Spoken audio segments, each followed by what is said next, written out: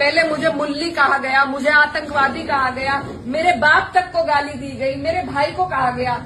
Social media पर एक video काफ़ी ज़्यादा वायरल हो रही है जिसमें कैराना की सांसद इकरा हसन ये कहती हुई नज़र आ रही हैं कि उनको मुल्ली आतंकवादी कहा गया, जिसमें वो काफ़ी ज़्यादा निराश भी होती हुई नज़र आ रही हैं। और उसी के साथ में वो ये भी कहती हैं कि उनके पिताजी को और उनके भाई को भी काफ़ी गलत शब्दों से नवाजा गया या फिर कहा गया, काफ़ी गलत शब्दों का इस्तेमाल उनके लिए किया गया है। अब ये वीडियो काफ़ी ज़्यादा धड़ल्ले से वायरल हो रही है। इसी पर बातचीत करने के लिए हमारे साथ में द फ्रीडम वॉइस के चीफ एडिटर हार्दिक जी हैं। हार्दिक जी, ये पूरा क्या मामला है, बताइए। देखिए, इकरा हसन लगातार अभी टारगेट में नहीं है। इकरा हसन काफ़ी दिनों से टारगेट में रही हैं। जब इकरा हसन 2022 में सबसे पहले विदेश से लौट कर आई थी, अपने भाई नाहिद हसन के लिए प्रचार कर रही थी, तो सुर्खियों में आई थी। 2022 से ही इकरा हसन को लगातार टारगेट किया जा रहा है। योगी जी जब 2022 के चुनाव में प्रचार करने के लिए जाते हैं, चुनाव के समय, तो वो कैराना विधानसभा सीट है जहां से इकरा हसन के भाई नाहिद हसन विधायक हैं। और 2024 में इकरा हसन वहां से लोकसभा सीट से, कैराना की लोकसभा सीट से सांसद बनती हैं। तो योगी आदित्यनाथ कैराना जाते हैं तो वहाँ पे लगातार मुस्लिम समाज को, पूरे मुस्लिम समुदाय को टारगेट करके कहते हैं कि हम वो हैं जो गर्मी में भी शिमला बना देते हैं। ये भाषण बहुत ज़्यादा वायरल हुआ था, आप सुने होंगे। तो ये कैराना विधानसभा में योगी आदित्यनाथ दिए थे, तो वो उसी समय से टारगेट पे हैं।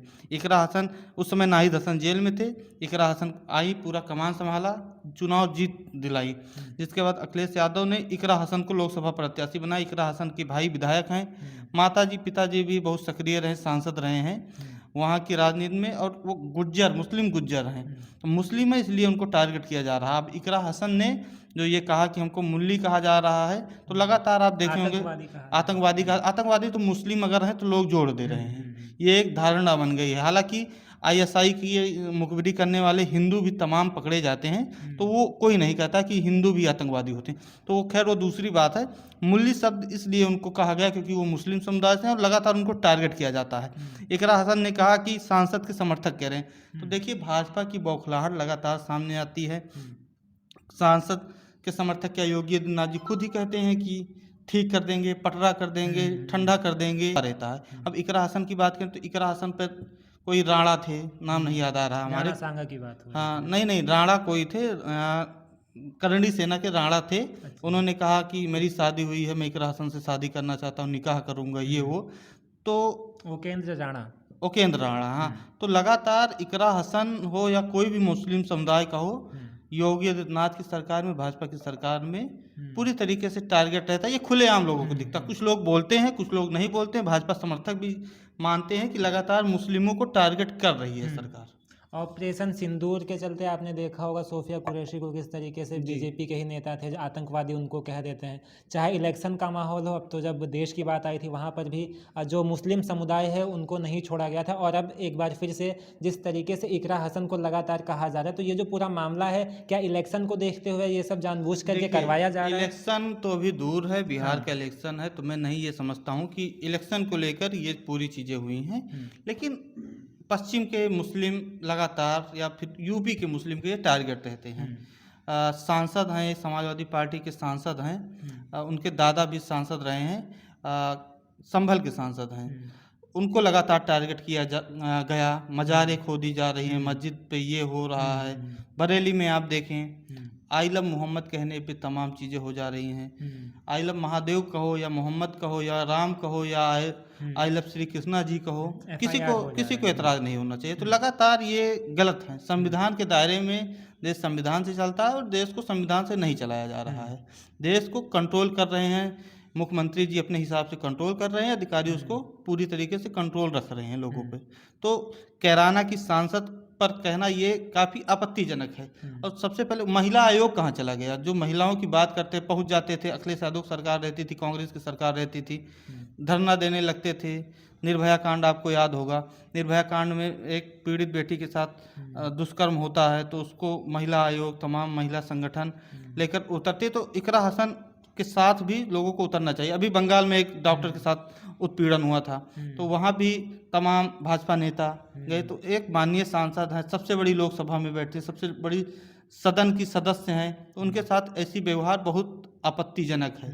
और जो इसका आरोपी हो उसको कार्रवाई करनी चाहिए सरकार को। महिलाओं को लेकर के लगातार सरकार ये कहती रहती है कि हमारे देश में जो महिलाएं हैं सशक्त हो गई हैं, पहले के मुकाबले अगर हम बात करते हैं तो पुरुषों से कदम मिला करके चल रही हैं। लेकिन अब खैर ये तो इकरा हसन की बात रही। अभी कुछ दिन पहले की ही बात है जब तालिबान से आते हैं उनके मंत्री जी और प्रेस कॉन्फ्रेंस में महिला पत्रकारों को ही बैन कर देते हैं। और जो भारत की अगर हम बात करते हैं, जो मंत्री होते हैं, जो नेता होते हैं, जो मौजूदा सरकार है, उनके कान में जूं तक नहीं रेंगती है उस चीज़ को लेकर के, कोई उस पर एक शब्द नहीं बोलता है। एक तरफ महिलाओं का उधर अपमान हो रहा है, दूसरी तरफ यहाँ पर भी महिलाओं का, एक महिला सांसद का अपमान हो रहा है। इन सब चीज़ों को आप कैसे देख रहे हैं? देखिए 2024 में नरेंद्र मोदी का कैंपेनिंग जब हो रहा था और एक बहुत बड़े खुद को पंडित, राजनीतिक पंडित बताते हैं, राजनीतिक चाणक्य बताते हैं, प्रशांत किशोर जो अभी चर्चा में, बिहार में चुनाव तो चर्चा में है, उन्होंने पूरी कैंपेनिंग संभाला था। तो एक नारा आप सुने होंगे, बहुत हुआ बेटियों पर अत्याचार, अब की बार मोदी सरकार। मोदी सरकार को कैसे प्रेजेंट कर रहे थे? निर्भया कांड को लेकर, तमाम चीज़ों को लेकर मोदी सरकार, यही कहा जा रहा था मोदी जी आएंगे तो बेटियां जो असुरक्षित हैं वो सुरक्षित हो जाएंगी, महंगाई जो है वो ख़त्म हो जाएगा। तो आप कह रहे हैं कि पत्रकारों को बैन किया गया। यही भारतीय जनता पार्टी की सरकार है। यही बगल लखनऊ के बगल की घटना है।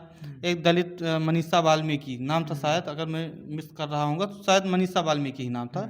उसके साथ उत्पीड़न करते हैं ऊंची जाति के लोग। उसके बाद उसके शव को मिट्टी का तेल डाल के जलाया जाता है और पुलिस वाले जलाते हैं कि सबूत मिट जाए। प्रज्ञा मिश्रा जी, तमाम ऐसे पत्रकार थे जहां उस घटना के बाद तमाम ऐसे चेहरे थे जो चमके। चंद्रशेखर रावण का भी चेहरा उसमें काफ़ी उभार आया।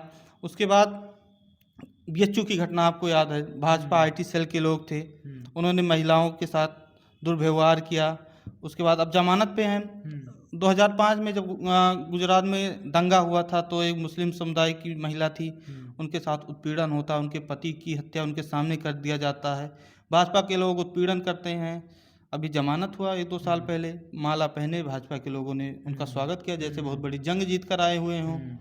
जमानत पर बाहर आए हैं लेकिन जैसे लगता है बहुत बड़ी जंग जीत कर आए। तो ये होता रहता है। और इस सरकार में लगातार एनसीआरबी का डाटा भी कहता है, जो सरकार खुद देती है, सरकार की एजेंसियां देती हैं, एनसीआरबी का डाटा भी कहता है कि इस सरकार में महिलाओं पर, दलितों पर, पिछड़ों पर अत्याचार बढ़ा है। तो इकरा हसन के साथ जो हुआ है ये सरकार के हिसाब से छोटी घटना है, लेकिन एक महिला सांसद हैं, सदन की मेंबर हैं, उन पर जो भी आपत्तिजनक किया है वो खड़े होकर बोल रहे हैं। आंख में आंसू आ गया, उनकी वीडियो देखिए आप, आंख में आंसू आ गया है उनकी। अगर एक सांसद रो रही हैं तो सोचिए महिलाओं का क्या हाल होगा। मुस्लिम महिला हो, हिंदू महिला हो, दलित हो, पिछड़े हों, अगड़े हों, ईसाई हों, बौद्ध हो, महिला हैं, किसी के घर की बहन बेटी हैं, अगर वो रो रही हैं तो इस सरकार में सरकार की फेलियर है। चलिए, तो यहाँ पर हमारे साथ में हार्दिक जी थे। आपने पूरा वीडियो देख लिया होगा। आपको बता दें कि अभी तक जो विपक्ष के नेता हैं लगातार ये मांग कर रहे हैं कि जिन लोगों ने ये सब कहा है उनकी गिरफ्तारी होनी चाहिए, उन पर कार्रवाई होनी चाहिए। हालांकि आगे देखते हैं सरकार इस पर क्या रवैया अपनाती है। आप इस पर क्या सोचते हैं, अपनी राय कमेंट बॉक्स में ज़रूर दीजिएगा। नमस्कार।